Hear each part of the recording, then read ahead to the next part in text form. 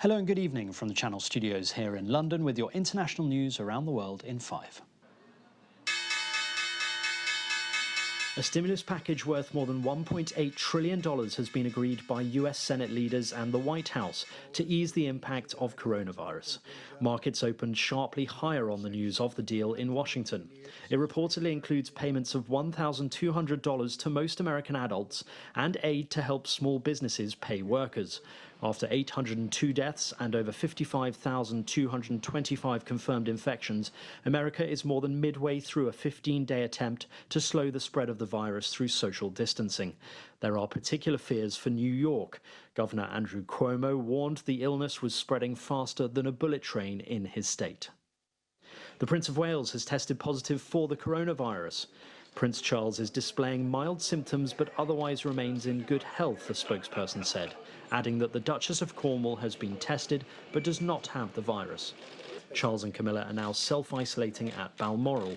Buckingham Palace said the Queen last saw her son, the heir to the throne, on the 12th of March, but was in good health. The palace added that the Duke of Edinburgh was not present at that meeting and that the Queen was now following all the appropriate advice with regard to her welfare. Turkey has charged 20 suspects over the murder of the Saudi journalist Jamal Khashoggi in Istanbul in October 2018. Prosecutors said an indictment accused former Saudi Deputy Intelligence Chief Ahmad Asiri and former royal aide Saud al-Qahtani with instigating the murder. The 18 others are accused of carrying out the deliberate and monstrous killing inside the Saudi consulate. Western intelligence agencies believe it was ordered by the Crown Prince Mohammed bin Salman, something he denies. At the time of his death, the 59-year-old worked for the Washington Post and had become a prominent critic of the Saudi government.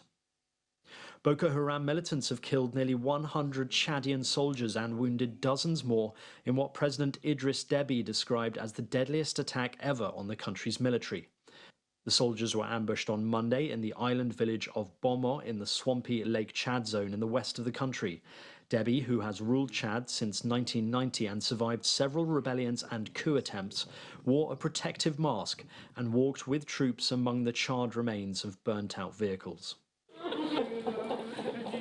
Meanwhile, gunmen and suicide bombers raided a Sikh religious complex in the Afghan capital of Kabul on Wednesday, killing at least 25 people before security forces killed all of the attackers.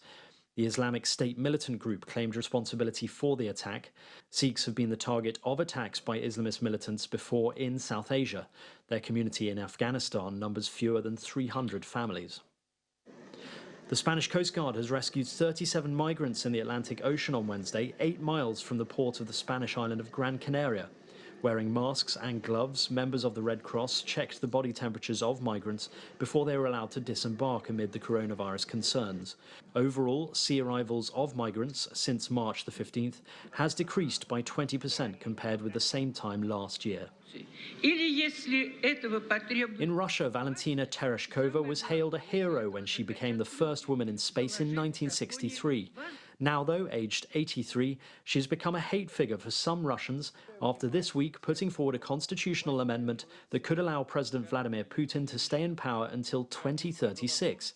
At least 2 online petitions have been launched against her, one calling for a street named after her to be renamed, and another asking for one of her honorific titles to be revoked.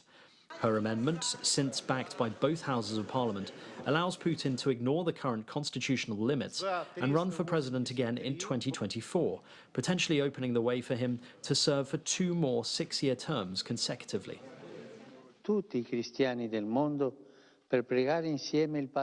And finally, the Pope has led the world's Christians in the Lord's Prayer to ask God to stop the coronavirus pandemic. In an introduction to the Our Father, he said it was for the sick and their families, health workers and those who assist them. When he announced the prayer initiative on Sunday, Francis invited all other Christian leaders and individual faithful to pray simultaneously at noon Italian time. The 83-year-old Francis prayed from inside the Vatican, where he has been holed up for the past few weeks. He has been holding his general audiences and Sunday blessings over the internet and television from the official papal library, instead of crowds of tens of thousands of people in St. Peter's Square. And that's your international news around the world in 5. Now back to the Channel Studios in Lagos.